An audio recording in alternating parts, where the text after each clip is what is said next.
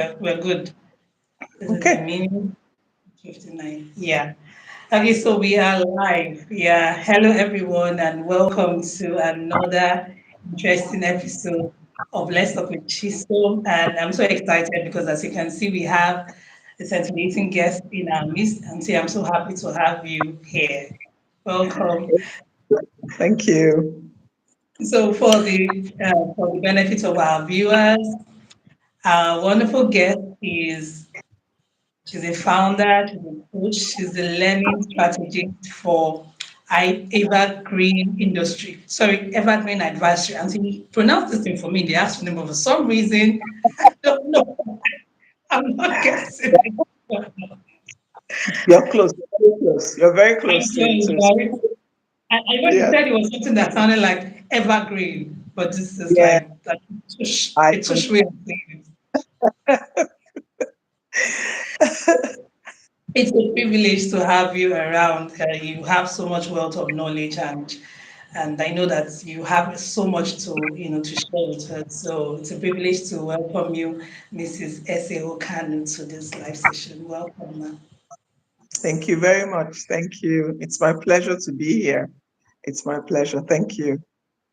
Thank you so much, Auntie. So for people that will be wondering, like, why are you using Auntie? She's my auntie, and just in case, for those of you that have seen this book, my book, 6+1, Lesson from the Eyes of the Storm. She wrote the forward. So in case you've not read the book, you need to go and read it. She wrote the forward. And I said the forward was just beautiful. Like the parts where you said you felt like sitting down with a friend across the like, okay, that Yeah, was I thought of it like that.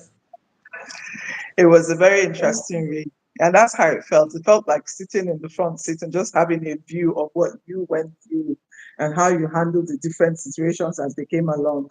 So yeah, I encourage anyone who hasn't read, go and read the book. Go and read the Thank book. you so much, Nancy. Thank you again. And that was a good distraction too. So let's just get back to the topic of the day. Yeah. Okay, Auntie, once again, welcome, welcome, welcome. Thank you for obliging and coming on the program today. So we have a very, very, very serious topic for the women folk. But before we get into it, just tell us a bit about yourself. Let's get to meet you. Okay, this is a very interesting part. So, a bit about myself. My name is Eseohe Kanu, just like Chisom has mentioned. I would like to describe myself a bit different from what I do. So, first of all, I am someone who is passionate about learning. And like Chisom said, I'm a learning strategist, but I am passionate about learning. I recall one of the first things that I asked God for as I was growing up was for wisdom. Very, it was something that I really wanted, because I feel that we're in a world that is bereft of a lot of wisdom, and having people who can hear from the Lord is quite important. So yes, I love wisdom. I'm a mother. I have two grown kids, and I'm also a wife. Of course, I'm a wife. I'm a mother, and I'm a professional. I love learning, like I said. And so a lot of what I do in terms of my profession is around training people. I train, I coach, I'm a leadership coach. And on the side, I'm also a relationship coach. I handle premarital classes for for women who are about to get married. And I also work with newly married women as well. Also, we've done a lot in terms of the foundation. We have a foundation for widows, and so we also handle that as well. Myself, my husband, and I, we've been into that for quite a while. Yeah, I hope that sort of like captures who I am in a nutshell. Yeah, it captures in a nutshell, but you forgot to mention what I mentioned earlier. You forgot to mention that you're an amazing person. According to Chisom, I'm an amazing person. So I You're an must mention. amazing person. Yeah, you're an amazing person, really. So for those of us that don't really know, I think you spoke a lot of terminologies that can really get people confused. somehow. Yeah, so in a layman's term, you're a life coach, something like Yes, that. yes, You're a life coach. that And you captures being it. my life coach, you be my life coach and mentor. So yeah, really, Yeah, you're an amazing person and an amazing life coach, and yeah, it's been a privilege knowing you all these years. Thank thank you you, so much. Jesus. Thank you. Okay, so let me just, we have Precious. Precious, thank you for joining. Hi, Auntie. Hi, Precious. Thank you for joining. So, feel free to drop a message in the chat and let us know that you're here. Drop your questions because, guys, today's topic, me self, I'm excited to learn. As in, like, there's so much to learn. EVJ, hi, good to have you around.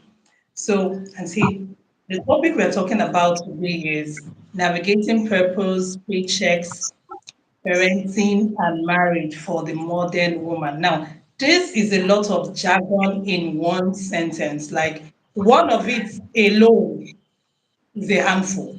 Then Yes. having all of them in one sentence for me is like, okay, is this even possible? So, is it possible to navigate purpose, paychecks, that's your job, now parenting, marriage as a modern woman? Is it possible to have all this Hmm. and nothing gets lost? Like, is it possible to have everything and not miss anyone? Um, okay, so let me put it this way. We want it to be possible. We want to Hmm, have all and not sort of like drop the ball in any area. But if we're hmm, going to be honest and we're going to be realistic and very practical, the truth of the matter is that the one that your heart goes towards is the one that you probably won't drop any ball around, but one of it hmm, will suffer. One will suffer. If you want to be that modern woman who is a career oriented person and also family oriented, and you want to make sure that you're there for your family, there for your career, we want it to be that way. But the truth of the hmm, matter is that one will suffer. One will suffer. And if you permit me to give some examples, I would love to share just a few. So I love to read. I really like to do a lot of research. And one of the person who had fascinated me a lot when I was much, much, much younger is the woman who we all know as Margaret Thatcher. hmm, I know that name hasn't been said in a long time, but if you grew up in hmm. my town, Natasha was a name that was used to represent someone who is very Yeah, strong, strong yeah. willed. Yeah. You'd say, that one is a Thatcher. And you see, I was interested to know how someone who was a mother, who was a wife and a mother, could also run England for 8 years. I think she was the prime minister for 8 years. And how she could have done that successfully because she was also known to be a very, very successful prime minister. And Hmm, as I went through her story, I began to realize something that I think a lot of us as women need to understand. There are sacrifices that people make. When you see a woman who appears to have it all, certain sacrifices are being made. So I will start with the word sacrifice, right? You take on a role. She took on the role of the prime minister, knowing that she was on call almost like a doctor. So she had to be on call every single day of the week, Saturday and Sunday if there were emergencies. Now, hmm. she said, yes, that when she took on that role, she realized that her role as a mother was going to suffer greatly.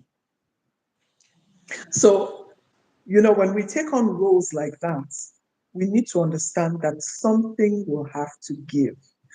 And it's not to say become discouraged because of that, but rather put systems in place that would help you manage those areas that you cannot manage because you are given to a career that you are running.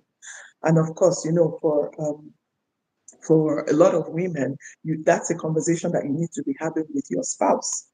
Um, when I'm training leaders, when I'm training new leaders, so people who are just stepping into leadership roles, I normally say to them that one thing they need to, because they are leaders, but they're also being led by other people.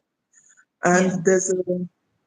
there was a formula that I read from someone, um, a well-known management specialist. His name is Peter Fuda, and he had given something around productivity where he was saying, if you want to be successful with something, especially if you have people who are your stakeholders, people who will either benefit or suffer, who will be touched or impacted by your actions, carry them along, get Mm. their buy-in. Yes, so get their buy-in, carry them along.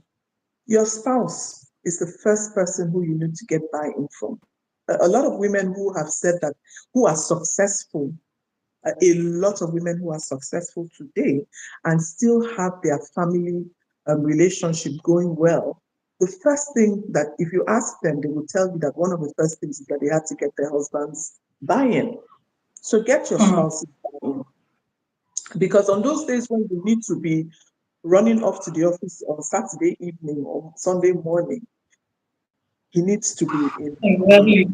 Yeah. He needs to have accepted that this is what is going to Yeah. happen. So first get Mm. his buy-in. Talk to your children also. Let them understand the periods when you're not going to be available. So they are preparing for it. It's not a shock to them. They already understand, oh, mom is not going to be available so and so time. So those are the sacrifices and building of stakeholder alignments. Forgive my use of that term, so I'll come back to a different word. Sacrifice is that you understand that one, something is going to suffer. The Mm. second thing is make sure all the people that you love, all the people who need you to be present for them, but you will not be present for, they understand what is going on with you and why you are where you are. And they know how long it's going to take. So everybody prepares their minds for it. So that's what I mean by stakeholder alignment.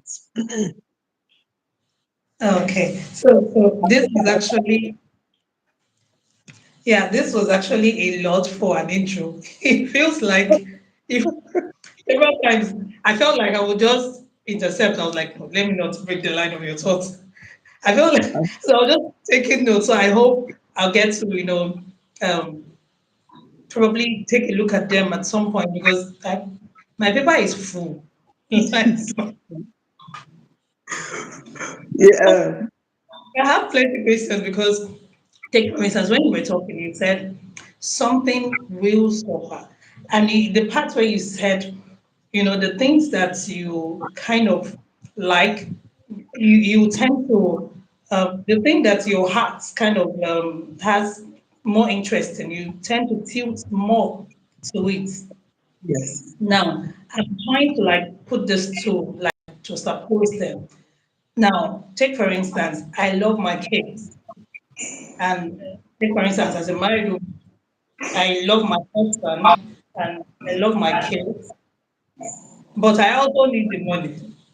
And I'm doing a job like this, Margaret Tasha's job. And for children that are probably above 10, it's easy to tell them, hey, mommy won't be around this period. And they can probably walk around it. But when they are younger, how do you manage? Because like when my kids were younger, it was now I can afford to say, okay, guys, I won't be around so time, and I know that they take care of the house. But when they were much younger, for me, it felt like there was a level of restriction. It's like Yeah. I have plenty questions in one, so I'm trying not to confuse it. Okay. How do you manage? I love my kids, I love my husband, but I still need to, make ends meet because I have a career and I feel like I am passionate about this and it's tied to my purpose and all that. And at this point in my life, my kids are small. They are the Mhm. points where they need me. And if, for instance, I don't have a supportive husband that would give his consent, like the stakeholders you talked about, how, because that's one challenge a lot of women have to deal with. How would she deal with children that are probably below 10 and need that support? Assurance. Yes, and then like support or the consent of the spouse if the man is not supportive? How does she tie it up? Okay. So let me, they say it's good to give a disclaimer. So let me give a disclaimer first. When I started out, the first thing I said is that I love God, right? Um, Yeah. yeah. So I would like to start from the point of the husband, because when we started, I said you need to get a buy-in from your spouse, you know. So the question, how do you tie it all up, especially when you have young kids and a husband who's not supportive? We need to first of all be clear about the role of Okay. spouses, husband and wife. In a relationship where both are present, the husband is there, the wife is there. And again, please bear in mind, this is in reference to godly living. Okay. So if the individual is not interested in godly living, is okay. But if one is founded in the word of God and what you really want to please God, then there's certain things that one has to go back to. So I was listening to a message this morning, yesterday evening, and the guy was talking about how um, wives, a lot of women who want to go into the workspace go there without discussing this with their husbands. First of all, it is, I want to use an analogy. It would be, we would say that someone is crazy if you heard that a, um, first I'll use father and a child who is still under the father tells the father, I really don't care what you think. Bear in mind, not a child who is on his own, no, a child who is under the father, okay? Oh my Tells the goodness. that I don't know what you're saying. That's for your pocket. This is what I want. There My is word is not that. Yeah. okay. There is a hierarchy that we need to acknowledge. Okay. And that does not say that the woman is less. So I want to try and say many things at the same time. So let's start with the hierarchy, which is what I'm going to.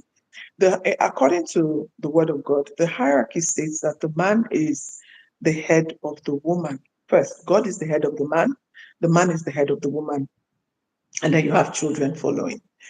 If you look at the scripture, it stops at the man is the head of the woman. It doesn't say the woman is the head of the children. It just says God is the head of the man is the head of the woman. End of conversation. Okay, so that's number one. And what that says is that the minute a woman decides to get married to a man, she submits herself to his leading, not to his leading. In an office, your line manager, or if you are if you're a business person, your client dictates how you run certain things. You can't walk into the office and tell your line manager that you have decided that today you are going to be working from home. If the business has said you should be in the office, you can't do that, right? Yeah. And we find it very comfortable to submit ourselves to, even in church. People will submit Mm. themselves to the authority of their pastor. The pastor will say, I want you to come to night vigil on Friday night by midnight. We will carry ourselves there because we have Yeah. submitted to that authority. We don't question it. But the Mm. authority that God has even instituted from time, and that same relationship is what he uses to describe his relationship with the church. That tells me that that relationship is important to him. We Yeah. ignore the very thing that he asks us to do. And please, I'm not saying this because I have achieved it 100%. It took a lot for me to begin to understand what it means to be submitted to my husband. But I find out that the more a woman learns to submit herself to her husband, and submitting is you say, I defer to this person. I don't have to always agree with what my spouse says, but I have made a commitment on my wedding day when I slip that ring into my hand to say, hey, you're the leader. Mm. Okay. So if we understand that, one of the things that we will do as women is to try to have these conversations before we even get into marriage. I like so the conversation is to say, hey, I want to work. I would love to work. What is your take on me as your wife working?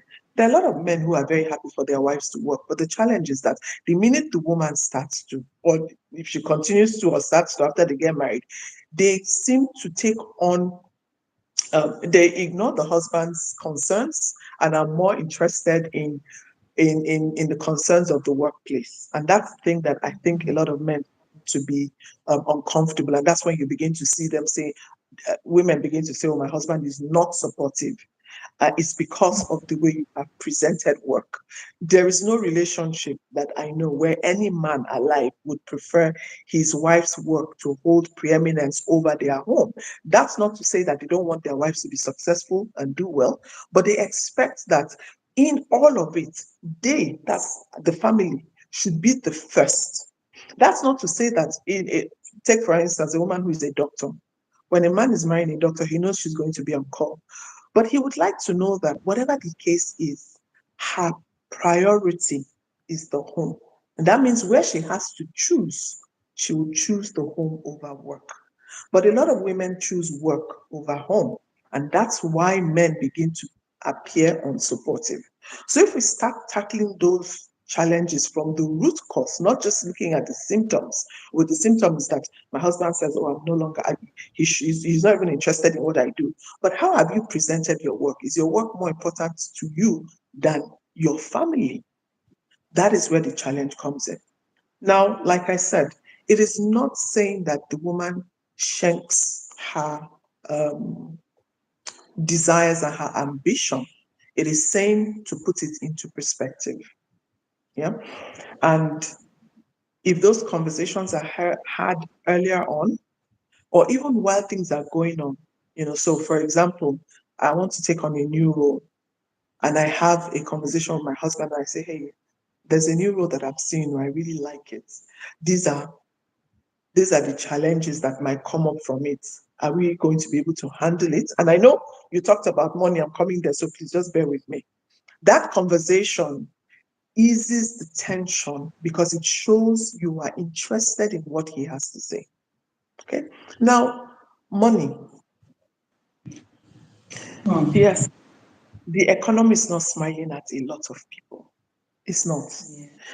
Um, so many homes have had to become two income earning homes because with one income is a lot of is a big stretch. And so a lot of women have to go to work. Now we're talking about women who have young kids. How do you sensitize the kids enough to know that mommy will, I just need to be away for a while, I'm going to be back.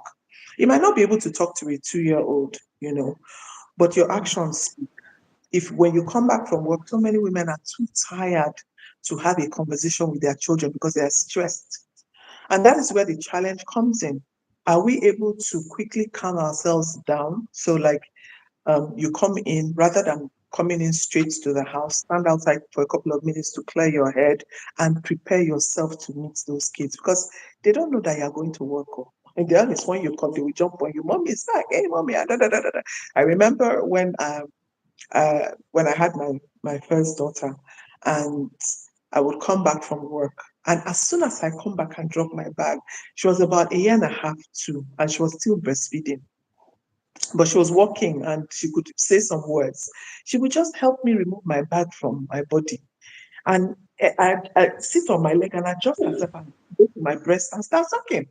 She was not interested in whether, yes, she was not interested in knowing whether Oh coming from 6 hours, 10 hours, that's not her business. She would adjust herself properly and go and suck. And I so I understand the challenge of all of those. There's also a part that you mentioned that I'm trying to to bring my mind to. Yes. So again, such a person needs a support system. my Now, yes, now I say to young women, wait, if the amount of money you're going to be spending on your support system is more than how much you would be saving by staying at home, better adjust your expectations. It is unprofitable to do a business where you don't have a profit. So when you go to work, and you are coming back with a minus zero because all of the money that you are earning is spent on maintaining the job. Understand, it's not that it's spent on doing things, so it is spent on maintaining the fact that you're working. So you're spending money on transportation, you're spending money on clothing, you're spending money on a nanny, you're spending money on all these things that are School, everything. support system. Exactly. If you are spending money and all of the money you're spending is on the support system, and see, use your tongue to count your teeth and begin Yeah. to look for something that does not require that level of support. There's so many young women who have the capacity to run businesses. And fortunately, with the way the internet is, there's a lot of opportunities. So I would say it really is, it's not just a desire that a woman should have. There should be a lot of wisdom brought into it, which means count the cost. Be truthful and count the cost. If it's costing you much more, please think about it now. Then there's no value. There's really no value. So, yes, for a woman who needs to go to work, there has to be a strong support system. And that means a nanny that you can trust. You need to also put in place technology, possibly if you can afford to have a camera here and there to see what's going on, to constantly check in to be sure that the people that you have left, your precious children, are taken care of the way you would like them to. And the minute you are home and there's an opportunity for you to engage with them, please engage with them. If you come home late and Saturdays and Sundays are the only days you can engage with them, let that time count. So don't go and start putting oh and bear parties for the Saturday that is the only Saturday you have to engage with your children. You have from morning to evening, you're out of the house. Then in the night, you come back, you're tired. No interaction with those kids. Those children will grow up and they will have so much more issues in their lives than they would have if you were present for them. I will say this just before, so that we can go on to something else. Our children are handed to us as we are stewards. The children are not ours. They are given to us as we are the stewards of those children. They are God's. They are God's property, but we are their steward. We are their caretaker. That's why once they marry, they cease to be in our own nuclear family. We have now become their extended family. Their nuclear family now consists of them, their spouse, and their children. That alone tells you that they are not your property. Once the time for them to go comes, they will go. The question is, how have you prepared them to become proper stewards of the next generation? That's why we are suffering so much in this day and age. With so many people coming up with ideas that when you hear them, you yourself, you will hold yourself and move back and say, what? You mean someone with a rational mind can think like this? So we owe our children that responsibility to nurture them, to train them, to discipline them, to prepare them to be somebody's wife or somebody's husband, somebody's mother, somebody's father. That is our responsibility. And when we don't spend time with them, how can you prepare them to be all of this? Instead, now your support system is who is preparing them to be. And it is the vision of the support system that they're going to be carrying along. So I think, we need to really consider all of these things when we are making these choices because we as parents, the impact we have on our children, or not even our children, on this generation, on this world, goes far. It goes so far. Yes. So when we look at the big picture, we then begin to see that some small, small sacrifices that we need to make are really relevant for us to make. So I hope I haven't gone too far off. And please, if there's any part I missed out, please remind me. No, it was just a whole lot. Like at the same time, and I was just trying to like just don't interrupt, don't interrupt. Just you actually said a lot, and of everything you said, one really got me for starters was the part where you said stay out when you go back from work. You just stay out for like few minutes and clear your head. I was like, Chiso, you need to bend down. Like, Right. even if it's not stay out physically, but even if you're inside the house, but mentally clear your head because, of course, it's not the space that is helping you clear your head, it's in your head. So just Correct. clear your head. I think it's very important because, just as you mentioned, the kids don't know. Sometimes when I talk to my kids, I'm like, don't you know it's got people that are working? And you just said it. Sometimes they don't even see it like it's because of us that mommy is doing all this one, or dad is doing all this one. They don't really know. So it's important that sometimes just clear our head so that they don't, start connecting what they don't even trust me. Correct. How our day went and all that. Exactly. Yeah, so I think that is very, very important for me. It's one very important take home for me, and I feel you must have blessed someone else. Then this other part where you talked about the support system, I think that support system is very key. It's balancing, especially when they are younger. Because I remember at some point I had to quit my job because my kids were younger, and I was trying to get a support system. And I remember I could not afford to pay the school bus. So I would pay someone to pick them, like a woman that works in the school, to pick them up from school anytime I'm not around to pick them up. So I would just, as I pay her every month. So I was trying to get someone that will be in house when I'm not around.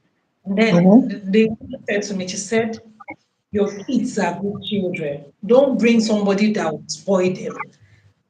That True. simple line got to me. And it Yeah. was in the same period that a very close friend of mine told me that the young man that was she had a son at the time, the young man that was her help in the house was into some pornography and stuff, and she was so worried about her son. So me, I was like, no way, I'm not bringing somebody to my house because so it was Yeah. so much. So that where you said using your tongue to count Mm-hmm. your, you know, you if you just sit down and just play it in your head, what is more important? The sacrifice. What do you want to sacrifice? Is it the money? Is it, these kids Yeah. are learning. They're not going to wait for you. You owe God that responsibility. You owe them that responsibility. I think this whole, because many times we are sometimes like when it's not a Christian background, and then there's a lot of things happening and there's no support system and all Mm-hmm. that, so it can be a challenge. And you see a woman saying, well, I don't care, let the children be at home, hey, anyhow. And then you see children at home. Sometimes you see children, I've heard about cases where children are in the house, children below 10, they just look, as in the kids are just come back from school and they're just at home alone. I've heard a case of a woman that would lock her children in the house and take the key and go out just to be Yeah. sure that nobody comes. I'm like, what if there is an emergency and these children are trapped inside? So we have so many Yes. cases, all in the name of I'm trying to make ends meet, and my husband is not supportive, and I just have to make it. So I think that part of us sitting down to count the costs. If I'm going to be working, do I have a Mm-hmm. support system that is there to cushion it? Am I going to, as you said, if I'm going to pay everything on maybe the support system, then why am I now working? And then you don't Exactly. even know the ideals of the support system you have, and they are now transferring the ideals to your kids. I think for me, this whole areas it's not worth all the money in the world. Like I mean, it's worth all the money in the world. I don't know if I'm putting Because it there. if But I may I just, don't think, yeah, I don't think anything is worth. I think that's alone is like a reset in the head of yeah, any career. What do yeah, you really what do you really very want? good. Even to even ask the question, like, because we say, oh, I'm doing this for my children. The question that we Mm, should ask ourselves is, are they really benefiting from this thing that we say we're doing it for them, right? So mm, let's ask, it's a different situation where you know that, hey, look left and right, or I am the one who has to do this. But if Yeah. you're looking left and right and you can still see someone who is still doing something, let's ask ourselves that question. Am I really doing this for these children, or is it for myself? Mm. You know, Mm. some time ago, I was having a conversation with a friend of mine, and I had just at that time I had just tendered my letter of resignation to the organization I was working with, and someone was talking to me. She was like, "Oh, you're resigning." I'm like, "Yes, I am." She was like, "Oh, why are you resigning?" I said, "Well, I think it's time to, my husband and I, we've talked about this. Our kids, my daughter was, I think, about 9 or 10 at that time. And I was thinking, hey, these kids are growing up and I'm not there as I would like to be there. So I was talking with her. And so I said, this is why. She now said, you have a point to say. We keep saying we're doing this for our children. We'll send the same kids to boarding school. So my question is, Mm. yeah, if I'm sending them to boarding school because I want to, I'm doing, I'm earning money for them, but the reason they're going to boarding school is so that I can have free time to continue to do, then who am I really doing it for? So What are you really I, doing it for? Exactly. we talked about it. We laughed about it, but what she said stayed with me. Who are you really doing it for? And the truth of Mm. the matter, if we really settle down, Chisom, I'm not saying, right? And please, I don't mean to offend anybody by saying this, but how much money do we really need?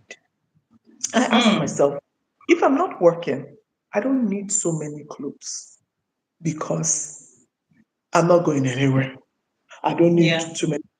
Maybe the one that I will wear casually, what I wear to church, but I don't need as many clothes as I would need if I was going to work.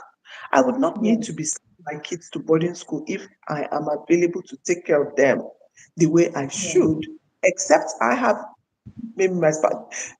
Well, I like to be realistic. Okay, so maybe there might be another reason why someone else chooses to send their children to boarding school. Because I know some people will say, "Oh, there's discipline. The child gets disciplined at school." But what is the responsibility of you as a father or as a mother? Is it not to discipline the child? Eh, If you cannot discipline the child, now letting your discipline to someone else. But again, like I said, mm. there's many reasons why people do what they do, and I'm not here to judge anybody. All I'm saying is, all the things that we say we do for our kids, let's be truthful to ourselves to really know whether it's for them or it's for us. And if it is for us, let's be able to say, no, this isn't for me. It's my ambition. It has nothing to do with my kids. This is me. Then, when you say that, when you speak the truth, it has a way of rearranging your Your mind head. and your kids. Yeah. So Yeah. that. Yeah, that was a very good one because that actually brings me to the next question I was going to ask. Are we really doing these things for them or are we doing it for us? Now, I was going to talk about purpose because that's part of our topic. And when you talk about purpose, you know, sometimes we get purpose fixed in career. Sometimes we get purpose fixed in what we do. And sometimes we get lost in everything that we do, trying to take care of our kids, trying to take care of our spouses, trying to take care of every other person because a woman is a mother and a mother to everybody, both Yeah. family and So sometimes we get lost in all that. So how do we tie the balance between? Sorry, the question is actually like 10 children in one. So I'm just going to yeah. So how do draw the line and say, okay, this is my purpose and it's not career, it's not, when you talk about purpose, it's not about I want to make money or I want to do this. That purpose itself is why are you here? And it's very important that we understand why we are here. Now, Yes. drawing that line between purpose, work, and then that part where you just know that okay, I want to become this. This is who God has made me to be, who God wants me to be. But then my kids are this, my kids are that. And let me just give us like a pictorial view of something that happened to me. some years back. I think my kids were still really young, and then my hobby was alive. And then it was like as if God was to show me myself in like 10, 15 years if I continue the way I was going. He said, at this point, your children will be this. At this point, your husband will be this. And what would you be? And I was like, that's when I realized that I had, I got lost in because my life became all about taking care of the children, doing just everything for me, and I lost out on who I am, like my personality. What am I supposed to be? Now, purpose is not necessarily career because sometimes, it doesn't tie up at some point, except for people like you that I know that you in my head, I think, just like 10% of the population that is that lucky. Many times it doesn't tie up. Many times it's this and that.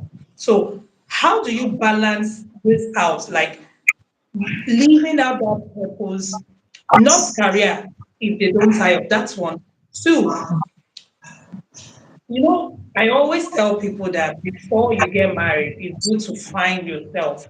It's good to know who God has made you to be. Because I would always say, when we stand before God, I'll tell my kids, see, I know that God gave me that, and I'm a steward to you guys. But when I stand before God, yes, He would ask me how I take care of you guys, how I train you guys, but there is more to my life than you people. So there is that part when we stand before God, He's asking, Chisom, I wanted you to do this. Did you do it? So I always tell people that before you get married, it's good to find it because when you get married, you the first few years, God blesses the home with a child immediately. It's like you're looking for yourself. That's why you see a lady, she's fine, she's clean, she's smart, and then she has one child and she's like, and you're like, what happened to her? Life happened to her, and she's struggling. So she's struggling to find a balance between all this, and then she still has to find purpose and still live it out. And if it's like she's the 90% that has career and purpose separately, how do you manage all this and still stay sane and not lose Hmm. your mind? Hmm. Okay. So, like you said, that's like 10 questions in one. Okay. So let's start with the word purpose. Um, purpose is why was something created? That's the meaning of the word purpose, right? Yeah. Um, Mary, the mother of Jesus, what was her purpose? The main reason, the one thing that God wanted from her was to be the one to birth Jesus. And after that was done, I was done. That was the one main purpose for her. I think that a lot of times we confuse purpose. And I like that you kept on saying, not the thing that we're meant to do that has nothing to do with our career, has nothing to do with money, right? Um, I also want us to understand that there's also a difference between purpose and talents. Sometimes we mix Mm, them up. Yeah. mm, My talents are the skills that God has given me naturally. And probably for some of us, the talents, not even for quite a number of us, the talents that we have is what gives yield to the kind of career path that we choose. A lot of, okay, so for those who have the opportunity to do that, for some people, they start out with anything. Like I started out with, I did not have a clue what my real talents were. I had an big understanding, you know, because I never really thought about it. But as I began to grow, I began to see what those talents were. So I want us also to understand that that's another thing that is different. What is the main, if you go through the scripture, again, for those of us who are believers, and I will speak with that in mind and I'll speak on a secular basis as well. The Bible is very clear about the one thing that is a major purpose for us. It says it clearly that the first thing that is your purpose is that you should be, that God's will for us is first of all that we should be saved. That's one big. Number two is that We will give him thanks in all things. It's very interesting. They're very, very simple. But we're so steeped in thinking that a purpose must be something big. So if it's not that big thing, then I'm not, I don't have a purpose. Do you know that to be a mother is a huge purpose? To be somebody's is a huge purpose. Yeah. I am, and um, if you just take time and look through the old Christian, one particular one that stands out for me is John Wesley, whose mom Mm. was the she was the catalyst for the kind of man he became later. That woman did not do any other thing other than raise 14 children. That was all she did. But you see, when we realize that a purpose does not necessarily have to be massive. It could be one small thing that you did once. This is the reason Mm. why somebody is here. Then we free ourselves from that shackle of, oh, I feel that there's more to it than this. It might not be. It might not be. But so, first of all, understand, I like what you said about finding oneself, before one gets married. Because a lot of the reason why so many women lose themselves in marriage is because when we get married, we order our steps around everybody. Mm. And I'm saying this from experience. This is something that I had to sit down and say, hey, come, where are you, Esther? Who are you now? Because you find yourself ordering yourself around your husband, your life is ordered around your children, you're constantly adjusting all of your. So if I want to go out, for example, I'm going to be thinking, oh, if I go out now, who's going to, so everything is adjusted to suit my home. Okay. Mm. In itself, what's wrong with that? Nothing. But I have to remember that I am a person and that I should not be reacting to my people. I should be present enough to know. What makes us lost is, first of all, that, and then because we're constantly reacting to everything everybody, we don't know what we think anymore, Mm. right? Now, you remember I was saying something about, like, you give an opinion and your spouse says, no, this is the way we're going to go. After a while, you start thinking, okay, maybe I don't really make sense anymore. Let me just keep quiet. But you see, that the person said no. The person has the right to say what they want to say. It's their prerogative. Mm. Does not make me bigger or smaller. I still remain myself, but I need to constantly remind myself that because I am somebody's mother or I'm somebody's spouse, does not take away who I am. So when I'm Mm. angry, yeah, when I'm angry, the world also has made us feel that our emotions are too much. Women, they're too small thing they will cry, small thing they will do this, small thing they will do that. So we start becoming harder. We start to harden ourselves up, and before you know what is going on, you are not the representation of who you know yourself to be. So first, Mm. come to terms with who you are. Be self-aware. Self-awareness means I know what I want. I know what I Mm. don't want. I know my emotions. I know when I'm angry, and I can acknowledge, yes, I'm angry, but I'm not going to allow my anger decide how I behave. Instead, I'm angry, maybe I take time to calm down. Like me, when I get angry about something, I try not to talk because I know if I say something, I'm going to say the wrong thing. I'm going to say something that I might regret. I'm going to use a tone that I don't want to use. So I take a step back, I keep quiet. This is me now having grown. That's not how it Mm. was before. But the more you do this, the less you feel lost, the more you remember who you are. Because now you're remembering, what is it that I don't like? What is it that I like? What is it that I don't want to happen? Doesn't mean those things don't continue to happen, but you are clear that, well, it's happening. Oh, I don't like it. But right now, there's not much I can do about it. Or it's happening. Oh, I don't like it. I can do this about it. What takes away um, awareness from us is that we no longer process our lives. We just leave it. We just leave it. We don't take control over anything. You mentioned about somebody who gets married after the first child. Before you know what's going on, she's no longer look at her like, sister, what happened? I thought you just got my house, hoping that I don't want you like, me too. What happened to me? What was the Yeah. difference? Yes. Children eat, you eat the leftover because you're now the dustbin. What happened to packing it and putting it aside? So there's there's so many things that we stop being careful about. For the Mm. longest time, I won't eat bread. I won't eat bread.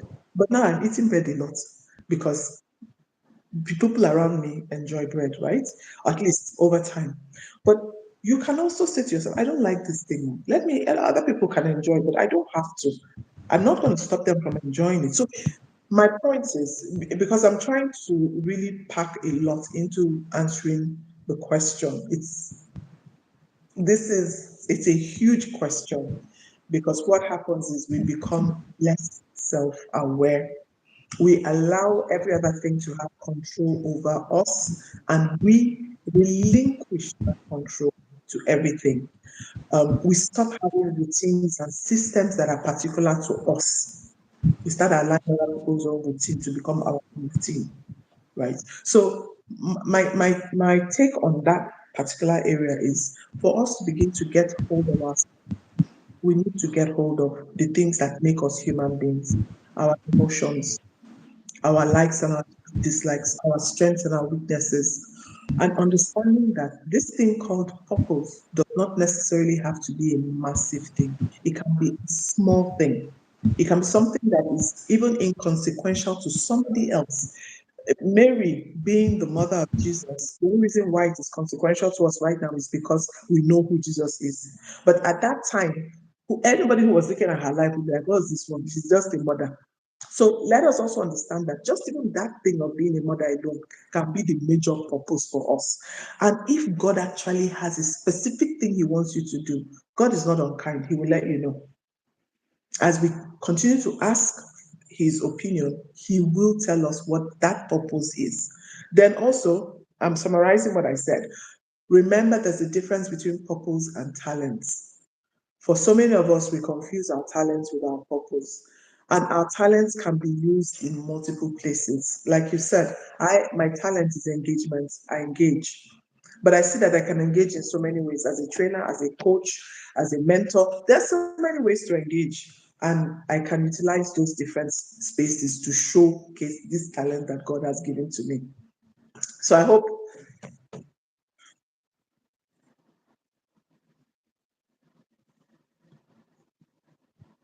Chisom, are we there? Or is it me? Okay.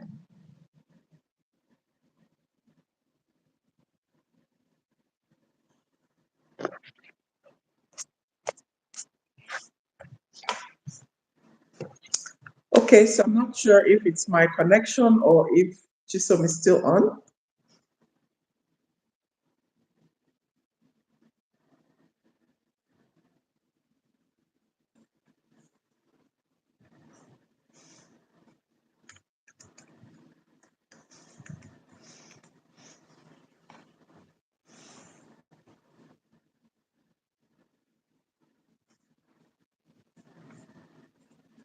Um, okay, I'm not sure now.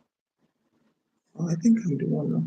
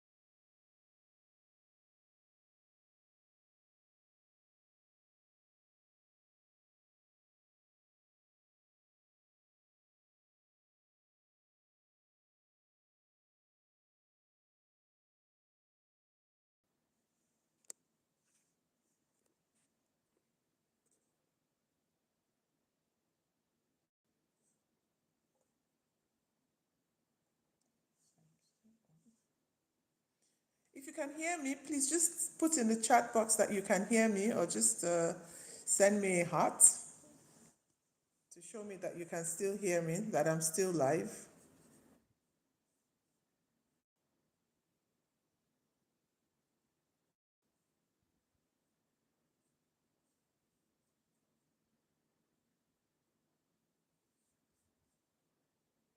Oh, thank you very much, Precious. Thank you. Okay, so I'm still trying to reach. Okay, I think she should be coming in any minute from now. Thank you very much, Precious. I wanted to be sure that we're still live. Okay, welcome back, Jisom. No, I can't hear you, but can you hear me?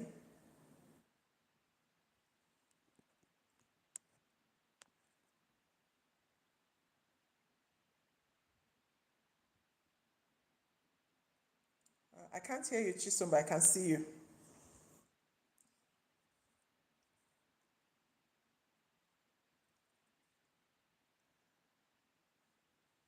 Can you hear me? I can't hear you, Chisom.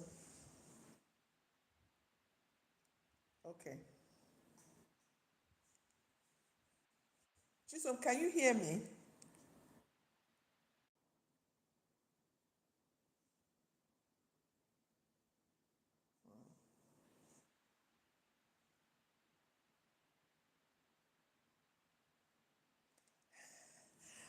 Okay, so me, I can't hear you. I'm really trying, but I can't hear you.